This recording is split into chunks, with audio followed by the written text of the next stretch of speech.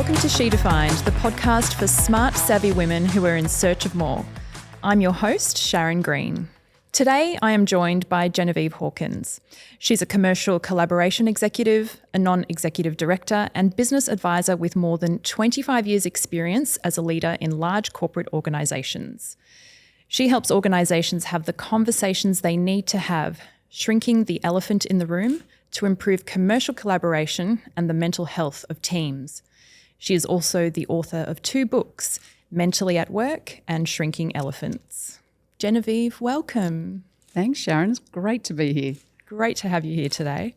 We're just going to dive right in and get straight to the heart of what you are good at, and that's addressing conflict in the workplace. In your recently published book, Shrinking Elephants, Untangling Workplace Conflict to Unlock Value for All, you explore this topic. And so I'm curious to know, is conflict actually a big problem for organisations?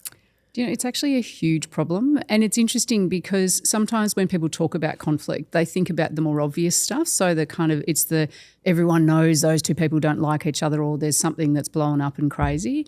But actually there's quiet conflict in the workplace as well, which is what I'm actually really interested in and exploring and going further into with people, because it's this insidious nature that sits in every organisation. We're all different, right? Like, we all see the world in different ways. And so every organisation has this sitting in here, and most people don't know how to navigate it. And the issue is, if you don't know how to navigate it, it actually costs. So it costs the organisation in terms of performance, but actually also importantly from an individual perspective, it costs people's health. It's a really, really tough thing to be dealing with when you're working with people that you find it really difficult to work with. And that quiet conflict, what does that look like? How does that present in the workplace? So have a think, perhaps think about this for yourself, although I do get the giggles in sometimes when I talk about this, because then people have their colleagues around and go, I don't really want to admit this when I've got my colleagues around me that I work with. But, it's those moments where you think about the emotional reaction that's inside of you. So you've been interacting with someone and you find just that your tolerance for dealing with them is not quite as much as it could be. So you're getting a bit frustrated or annoyed, irritated, hurt, upset by the behaviours of other people, or in fact both. You then get stuck with stories in your head. So you get this, they are so irritating, or they're so annoying, or they don't like me, or whatever it might be, but you don't say anything about it. So it just continues to eat inside of you, or you choose to say something but you don't choose to actually talk to the person that you're having that issue or conflict or challenge with. You choose to talk behind closed doors with other people, and that's where you lose energy in getting caught up in that negativity. And that's a little bit more passive, isn't it? It is. It is. And so I kind of think about it like it's heart disease for organisations. When heart disease is there, early on people don't know it's actually there. And it's often at a much, much later stage that becomes more obvious because it's hidden and quiet, and that's what quiet conflict is. Can you give us some more examples of how conflict, whether it's quiet or otherwise, actually plays out in the workplace? Like, can we recognise it if we look out for it? Are there some signs that you can spot? Yeah, there's the obvious signs of conflict that says actually you've got people that are, losing their emotions. So whether that's yelling at each other or getting upset, storming out of rooms, that sort of stuff. Now that's the really, really obvious things. The less obvious things, but still that you can look at, you can start seeing absenteeism from people, so that they just seem to be sick far more often than usual. You might see or we talk about presenteeism, so people are there, but they're just really not fully present and doing the work that they really need to have. And you watch it in terms of the meetings before the meetings or the meetings after the meetings. That's kind of the classic of there's stuff going on, there's an elephant in the room, no one wants to talk about it except behind closed doors. So you're watching for those sorts of rituals where people get caught in the I need to talk to you because this is driving me nuts type of thing that says, we've got a bit of quiet conflict here. We have to work out how to navigate it. Yeah, we've definitely all experienced that, I think. Are there specific types of conflict in the workplace that you typically see women struggle with? And if so, what are they? Oh, it's interesting actually thinking about specifically for women. I think that there's conflict. So probably perhaps the 2 classic ones that I would think of. At one extreme is dealing with really, really strong alpha males where that's not, and this is very broad generalisations in terms of the ways in people interact, but I have seen, some women who go, I want that sense of connected community in the way in which we work, and I'm struggling because I'm dealing with someone that just seems to be so driven in a very look at me and I'm driving forward way, and that makes it really hard to try and navigate. Another one that I really find is typical is actually with women who are juggling home life and work and trying to juggle the caring responsibilities that they have outside of work with their career inside, and whether or not they're feeling comfortable within themselves to have the sorts of conversations with their own manager or their own teams about how it needs to be, so that they don't feel guilty at the point that they need to walk out the door because they have to get to childcare to pick up their kids. And it's that type of quiet conflict that is a real challenge for many women that I've seen. Yeah, okay. You've referred to this workplace conflict as the elephant in the room. Why do you think people are so reluctant to address the conflict?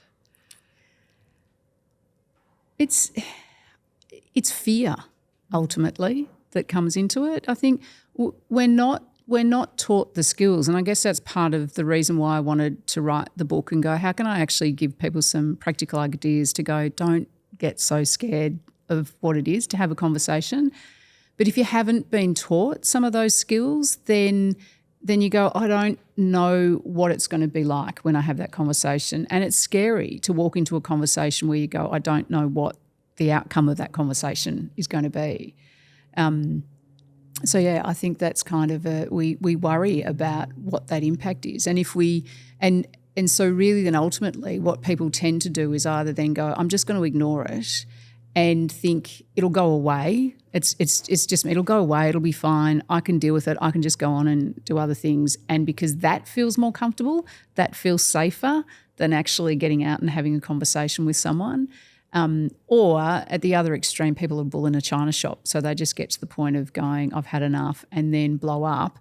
And then actually that's not constructive. And so if they've done that and it's not worked well either, that builds up that sense of, oh, no, you can't have these sorts of conversations because we don't know. There's uncertainty in it. And I think as humans, we love to feel safe. We want to feel safe and certain about what we're doing. And there's ways that you can feel safe and certain whilst navigating conflict, but you kind of need to learn a little bit about yourself and how to have those conversations to do that. Yeah, I mean, I totally understand the fear around it and thinking, oh, I could address this, but then I don't know what the outcome of that's going to be. Maybe it'll be negative.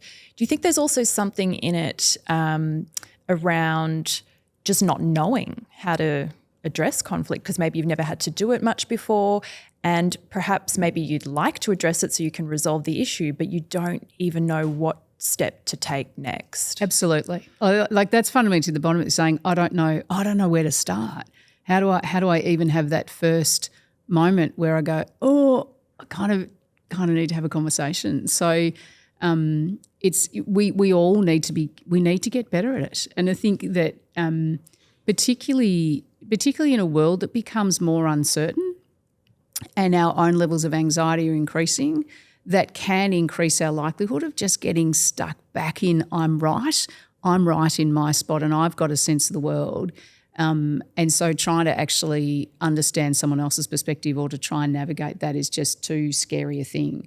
But actually, in an uncertain world, we all need to get better at this. We need to get better at how we connect with each other and have some of those conversations that can be uncomfortable at times, but incredibly rewarding if you're prepared to have a go. And is this something that you help people with, like day to day? Yeah. And so if someone did come to you saying, I've got this conflict situation in my workplace, I'd love to resolve it, I just don't know where to start, how would you help them begin? So actually I start a bit with talking to people about the neurosciences. So you've got to understand a little bit about how everyone's brains work, so that you can get this sense of it's not just you and it's not just them. You're saying this is what goes on. We've got a thinking brain and an animal brain. And in our animal brain, we're constantly, and we're not conscious of this, but this animal brain is constantly looking at this other person going, are you friend or foe? Like are you a threat or are you not a threat? And so being able to understand that neuroscience and going, and this is how you can influence it, because what you want to try and do is get some of these particular chemicals in this other person's brain. So you want to influence the science. So I want to elicit oxytocin in you, and I want to elicit some serotonin in you. So I want you to feel like you belong with me, you're safe with me, that I value you, because then I can actually start getting you curious together about what goes on. But then as part of that, it's actually coming back, then that next step for me is working with the person about how do you feel about being safe? Because typically when you're in conflict with someone, you don't feel safe yourself. So there's a bit of work to do behind the scenes with the person in understanding their own stories and learning to go, what's going on in their head and how are they reacting, and learning about that first. So then they can go, okay, I understand a little bit more about myself. Now I can work out how to connect with this other person and elicit some of these chemicals in them to then navigate into the conversation. Okay. Now, for women in leadership roles specifically, what are some of the things that they need to be aware of if they are confronted with workplace conflict? So how would you advise that they resolve it in a way that is constructive? So I would go back to understanding in the first place that we all wear multiple lenses that we're not actually aware of. And starting with accepting that we do see the world differently. And that when you're in a leadership role, one of the most important things is to start with that, to say, don't wait for conflict to become obvious to then go, this is how I'm going to step in and resolve it, but go right back to going, how do I actually, build up a sense of connection within the team so that we feel that we can see each other as human beings as well as people that play particular roles. And if you've got that, then how do you actually help people to start having conversations about the little niggles, the little things that don't quite sit right? Because the more that you actually practice having that conversation with each other, the easier it is to come to a big issue and be able to have a more helpful conversation. I'll use an example perhaps in thinking about this in fact, I write about this in my book, because I remember I was running a major project and had this big consultancy company coming in to help, and I had the partner come in wanting to do this big presentation on this is who we are and this is how we're going to do all of our work. And I said, look, I just want to pause before we go into that, and I just want to actually understand and meet you first, and I want to find out what we have in common that has nothing to do with work, and let's just have a chat. Well, and this is an extreme case, I must say. It turned out we were both one of 9. Now, there are not many people that are one of 9 children, like it is an unusual kind of circumstance. But the moment that we both realised we were at the bottom end, so I'm the 8th, in fact, I can't remember if she was the 8th or the 9th, but we were both down the bottom end and we were looking at each other going, we both understand an experience of growing up that people with smaller families don't. So there was this immediate bond. So you could experience this sense of we've got this oxytocin flowing between us. And it made a huge difference because inevitably, as I expected would happen, in a major project, things will go haywire. So things blew up, and because we had that sense of connection, we were able to actually far more easily go, we see each other as human beings and we know what it's like to navigate these things. Let's sit down and have a chat, because this is a bit awkward because your team's saying this, my team's saying this, people aren't talking. Let's talk through how we might navigate it. But coming from that heart of going, you've got that connection first, is the secret sauce. At the other extreme, so I think if women are listening and they're going, that's all well and good, but I haven't done that and I've got conflict right now, then I would say, I could say read the book and get some ideas in the book. But I'd go, just reflect yourself to say, don't walk away from it, saying you've got to get people into a conversation. But if you need help, that's okay. Get help. But ultimately, if you want to try and resolve conflict between 2 people, then both parties need to feel heard by the other person. And that's kind of the starting point for then being able to work through. Actually, often when we have conflict, we find that most things we agree on, and it's just a small thing or 2 that we don't. And so then you can actually help to explore that and work through it from there. Such a good point. What is it that you think we get wrong about workplace conflict? Can you bust any myths? We assume we're right. I reckon that's kind of one of the most classic things is that we get stuck in, I know the truth, I know the experience. And even if we come in to try and help others, we end up thinking we know the truth. And it's like, no, actually what we need to do is accept multiple truths. We need to accept that people all see the world from very different lenses and will continue to see the world from different lenses. And you try and encourage people to move around, but it's important to understand that. And I think the other thing that we get wrong is that we don't keep our emotions in check. So those emotions just bubble up. And I mean, whether it's in work or outside work, we've all had those moments where you go, probably shouldn't have said that. Could have probably said that in a better way. But that's because we've allowed those emotions to bubble up. And so that learning to navigate that and learning to understand when we need a break before we actually go into conversation. Can conflict present an opportunity? It can. It really can. And I think, earlier on in my career, I think I was just sort of conflict as this is this pain, it's this annoying thing that comes up and can we just resolve it and then let's just move on. And look, you can kind of try and do it that way, but when you do that, sometimes all you're doing is putting a Band-Aid over a wound that perhaps isn't quite as healed as we thought it was going to be, and it can come back and become more problematic. So for me, there's a multi-layers of opportunity.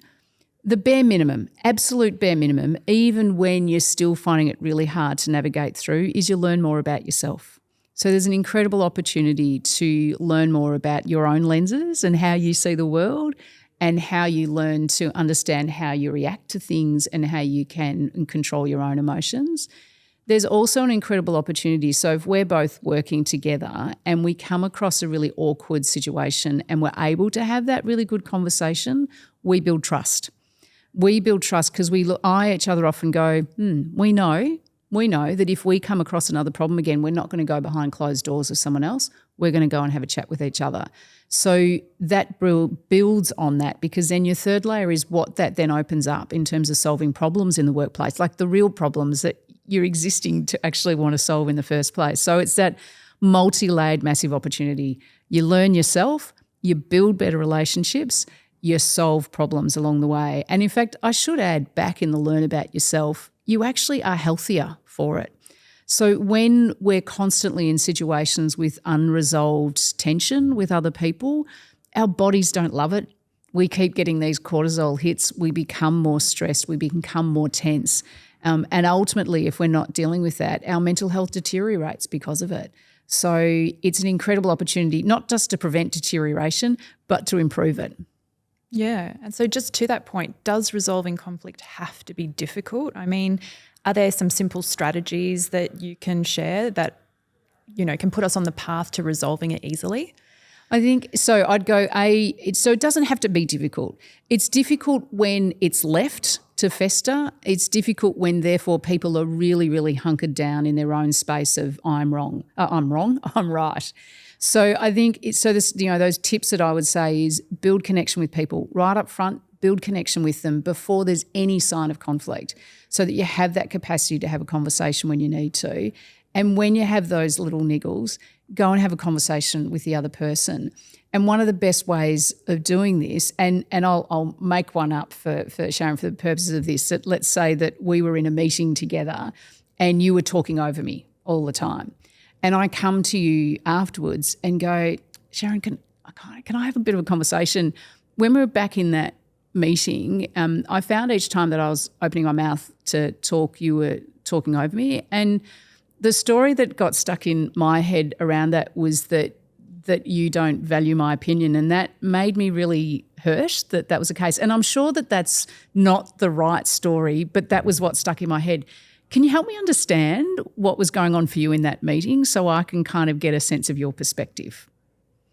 And being able to do that on those little things opens up an amazing opportunity. Whereas if I didn't have that conversation, I'd then get stuck with this, well, you don't value my opinion. And so the next conversation we're having, my brain looks for evidence that you don't value my opinion, and I go, there you go. There it is again.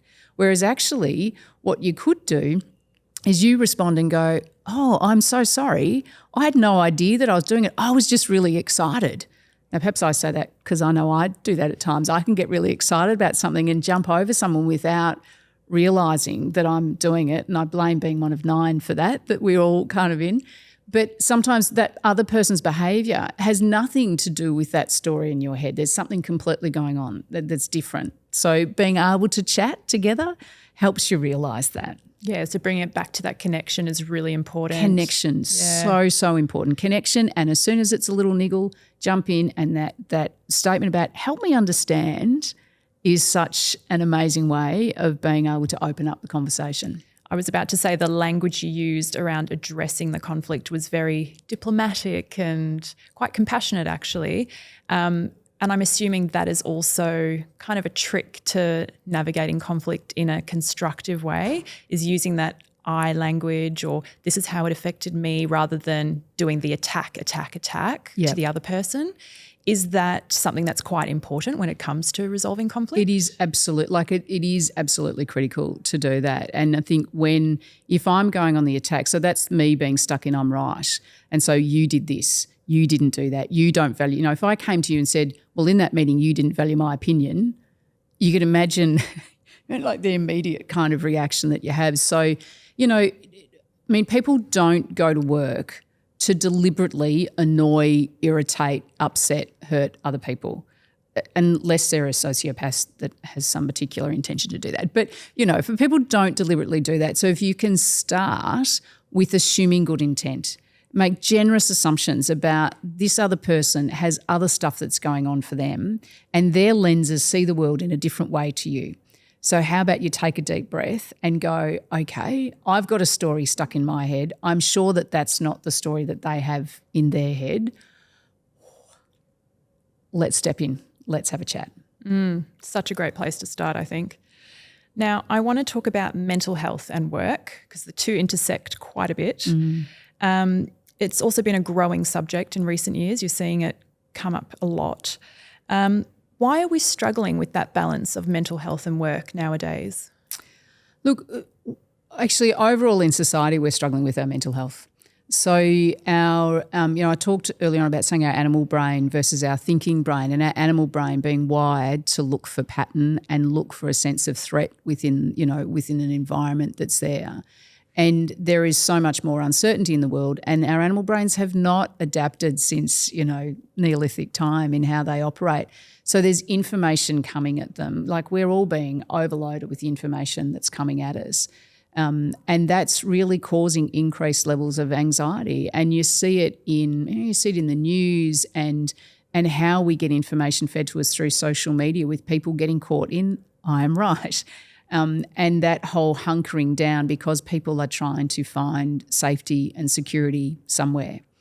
And then you look into the workplace and, think particularly at the moment around uncertainty with employment for people, being able to try and pay my bills at the end of the day, all of those sorts of things that contribute more to that sense of anxiety. And if I'm anxious coming into work in the first place, and then I don't feel a sense of connection with you who I'm working with, then that just adds to the level of tension that I'm experiencing.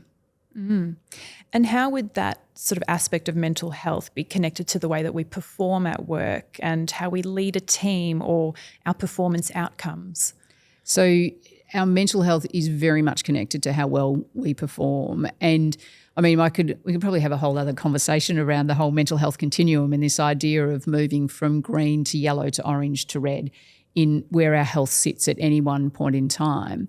And when we're in green, we've got the energy to do all of the things we want to do and the focus to do all the things that we want to do. But when we are feeling overwhelmed with various different things, we start shifting into this yellow space. And a big challenge for people is that they don't recognise that they've slid down that continuum a bit, and then they get stuck thinking that that's normal. And it's not normal, and you've got this increased tension within you, which then says you don't, and it becomes this vicious circle because you don't sleep as well. You start overthinking about things. You get more anxious about all the things that are going on. Now, you can drive yourself for a period of time still in that space, so you can still go, I'm fine, I'm fine, and just keep pushing yourself along with things. So short term, your performance may not suffer. Your relationships outside of work might, because you might then get home and go, I can't talk or do anything because I just need to be comatose on the couch. But ultimately, this is why we're then seeing increased rates of burnout, because people are going, I'm ignoring my body. I'm ignoring the signs that says I need to do something different. I don't recognise. So in fact, we don't recognise enough about what our body language is and what our bodies are trying to tell us, and not body language in terms of posture, although it's part of it, but internally what our bodies are trying to tell us. And so we're ignoring that. And so we're all at risk at society. We're going to just see continued increased rates of anxiety and depression unless we learn more about this and work out what we can do practically to help ourselves. Yeah. And are there some things that women can do to better manage their mental health in the workplace? Yeah. So, come back to one of the first things, connection. So there's some real things around, connecting to self first is really important, being aware of self, creating a community at work. So how do you feel that? Again, find out what you have in common with people that has nothing to do with work. Have that connection that's there. Contribution to others really helps your mental health as well. And so working out how you can help others really helps your mental health. So thinking about whatever your role is in the workplace, what can I do to help other people? And the other thing that really helps our mental health is curiosity. So learning is food for the brain. So the other thing I would say is stay curious at work, and each day come in with that kind of mindset around, what could I learn here today? That's such a great tip. I never thought about curiosity as actually being good for us, but you're so right, because I think when we're in a curious state, we're engaged, we're connected. Yeah. And yes, connection is definitely a running theme for you, and was actually going to be part of my next question, because you talk about it a lot in your book, Mentally at Work. And so why does connection matter so much in this context when we're in the workplace? So we are tribal by nature. And, I mentioned earlier about saying your animal brains have not evolved. And so if you think about Neolithic time, it kind of makes sense, doesn't it? You're out in the wild, and if you're on your own out in the wild, that's a pretty scary place to be. Whereas safety in numbers, then you'll be okay. So we are wired to feel like we belong. And in an I'm going to say the old-fashioned world, I want to say when I was growing up and starting my career, there was this real kind of notion of, well, home is home, personal life's there, and at work you just work. But we can't work at our best if we're constantly kind of looking around going, well, I don't know who I trust, and I don't know whether I'm safe, and I don't know whether I'm going to have a job tomorrow, or I don't know whether someone's going to stab me in the back, kind of thing. So a sense of connection or tribe at work is just as important as at home. And there used to be, I don't know whether you're familiar with Maslow's hierarchy of needs, but we used to always sort of talk about food and water is the first thing before anything else. Actually, research is saying, Maslow got it wrong. Connection is just as important as food and water. And there's some studies, you'd never be able to repeat these now, but some studies from a number of decades ago, a while ago, where you had this orphanage where babies were fed, so they had enough water and they had enough food, but they didn't thrive because there was no human interaction. There was no sense of that contact. We need that contact. And in a workplace, we need that. We need to feel like we belong, because if I feel like I belong, then I'm going to bring my best self. I'm going to feel safe and go, this is an awesome place to work, and I want to help this tribe succeed. Mm-hmm. And so do you think we get some things wrong about connection in the workplace? I mean, should we be more open to it? Yes, I think we should. Like as a general rule, I think we should. But I think also to recognise connection looks different to people in different ways. So I think what we get wrong, so probably the two classic things that I see we get wrong, one is let's just talk about sport. And you go, that's fine if you love sport, but if you're the one sitting in the room that don't really love sport when everyone else wants to talk about it, you're kind of going, well, I'm not really part of that tribe. You won't connect with that. So let's not assume that everyone loves the one topic. And the other one says, Connection says we'll do a birthday, we'll have a cake every month and we'll celebrate people's birthdays. And everyone goes, oh, okay. Well, if you love cake, that's great. But if you don't, you're going, okay, all right, come along and let's have a cake. So I think the thing that we get wrong is trying to enforce on others an artificial way of trying to connect. So it's kind of we've learned academically connection is important. So someone says, right, what does connection look like? Let's do something. Which is why I come back to that simple thing of saying, find out what you have in common with people. And so any new job that I have, that's where I start with my team is I go, right, hi, this is me. I'll put a slide up. Here's multiple photos of me. And depending on the type of group I'm in, I'm going to choose a range of different things that I love doing outside of work that I think may resonate with people. So when I was looking at a major IT project, I did talk about the fact that I loved Star Wars and Marvel movies because sure enough, a lot of the IT people, that's what they loved, cliched as that was. So it's then being able to go, as a leader, I'm interested in each of you. I'm interested in finding out who you are and what I have in common with you, and I want you to all then do the same with each other. And that starts to spread. So it's not that we all have exactly the same thing in common, but you sense that all of this interconnected connection. So there's this group that loves dogs, and then there's this group which actually overlaps with the dogs that loves cooking. And then here's this group over here that loves running or whatever it might be. But there's all these, you go, I have different things in common with each of these people, but that makes me feel part of a connected community. Yeah, so what I'm hearing there is that connection needs to be genuine. You can't manufacture it. Oh, hey, we need connection in the workplace. Let's put on a day or bring a cake in or something. Yeah, or let's all go out for drinks. And going out, I think one of the first jobs I had, we would all go out for drinks on a, Thursday night or Friday night. Maybe it was Friday night, so we were okay the next morning. But that was, in that organisation, it was mostly young people. Now, the older people didn't go out for those drinks. And so I kind of think we probably could have done better in the broader sense, but that worked well. Whereas I know in later years when I had kids, I'm like, these people that want to go out for drinks, I'm like, that's great, you go out for drinks. That's not me because I actually have to rush home to get to childcare and pick up the kids and get home sort of thing. So when you try and go, we're going to force it on and say everyone has to do it this way, it doesn't work. It's artificial and it becomes this, oh yeah, here we go. Here's someone that says this is what we need to do. You've got to make it genuine. Absolutely. Now, when thinking about our mental health in relation to work, how can we do better? Lots of things. Do you know, I'd start back with understanding in the first place what it takes to look after your mental health versus physical health. So it's a really interesting thing, and if you talk to people, so if I asked you, what do you need to do to look after your physical health? What do you know about that? Like, what are the things that you go, yes, this is what I need to do? I know that I need to move my body several times a week to feel good. So that's definitely something I've paid attention to about myself. I know I need to eat well most of the time, probably like 80% of the time. I can allow for some treats and some bad food in the mix. Sure, we're all human. But generally, I need the good nutrition in my body and I need to move my body several times a week. So and I'd add to that sleep. Yes. And water. Yep. Fluids, but, not alcoholic fluids. So, so most people go, I kind of get that we've been taught as we grow up, movement's really important, food, the right food's really important, getting enough sleep and eating and drinking well. When you then say to people, so what do you need to do to look after your mental health?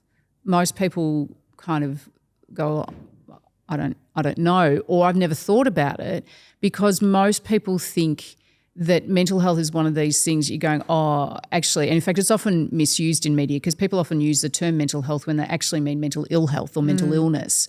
And so it's more a passive thing that people go, well, if I have a problem, then I need to do something. Whereas we don't understand, no, right from the word go, we need to do things to look after our mental health.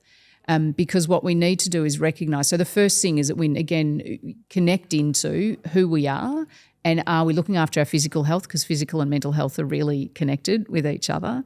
And then are we connected in with what's going on with our emotions and our stories in our heads, so that we're learning when we need a little bit more of other things. So I talk in Mentally at Work about the mental health pie. and going, you need to have this pie.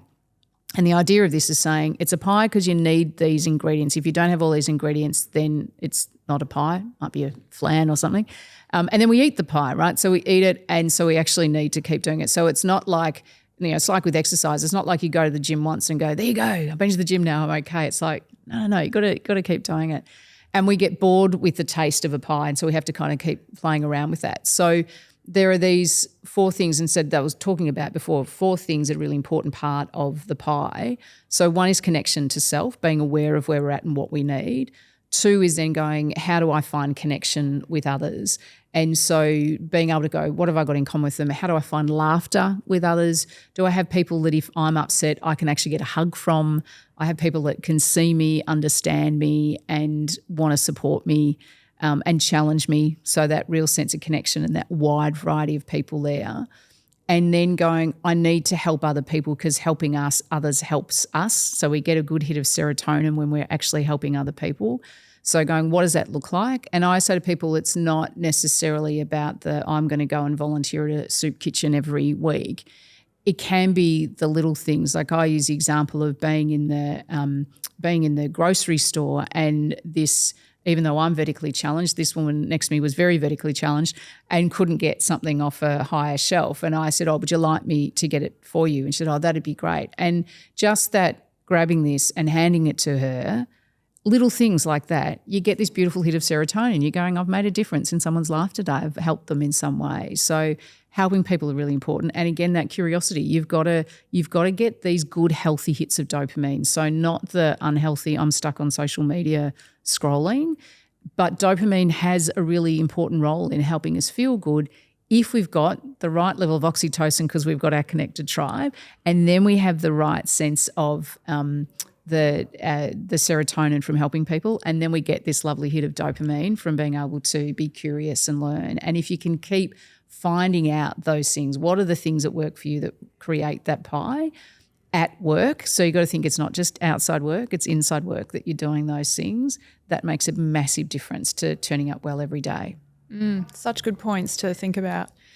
And now to wrap up, what is something small that women can do today to make the step towards becoming mentally healthier and more connected at work? Just a small tip so that it's manageable and easy to do. I'm going to say the first thing, find people you can laugh with. So we all need funny friends inside and outside of work. Laughter gives us a really great hit of oxytocin, and it just is a great leveler to then calm ourselves down a little bit to go and face the world. So go find some funny friends. Genevieve, thank you so much for sharing all your wisdom with us today. It's been an absolute pleasure having you here. Loved having the conversation. Thank you so much for listening to She Defined. If you enjoyed this episode, be sure to hit that subscribe button.